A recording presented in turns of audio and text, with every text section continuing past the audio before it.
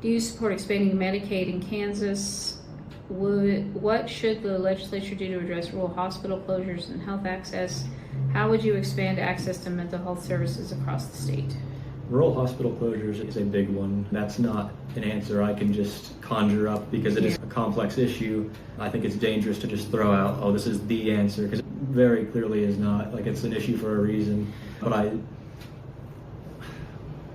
it's one that if you throw money at it, it doesn't necessarily fix it, because the problem is there's just not enough people to support that system in the first place. In the rural areas, when they're so scattered, the people are less likely to go into the hospital because it's a 45-minute drive to get there versus a 15-minute drive in a city. So you're getting less, I don't want to say customers, but people who are using that facility. And so it just makes it much...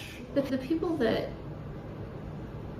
people I know that have worked in rural hospitals and clinics and stuff, they mostly see the old people that aren't going to drive very far if they can help it. It's just the aging population, and they just don't always have the same quality equipment that you're going to have in a bigger city, and they just don't have, there's just so many things they can't treat there.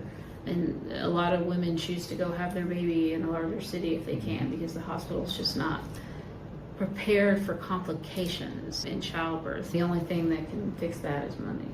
I would love to see that happen too. I'd love to see them get fully funded, but realistically, with how our state operates, I don't see that happening, and I try to focus on things that I know I can affect and can change. That's not really an issue here. It's mostly an issue out west. Even the rural districts I've been interviewing have fairly good standing hospitals in them, but it's like west of Hayes, they're seeing the biggest problem where you do have the population's just really spread out. Right, where it becomes more convenient to just not go to the hospital and I'll tough it out, or I'll wait and see what happens. I definitely wouldn't want to have a baby living out there in the country.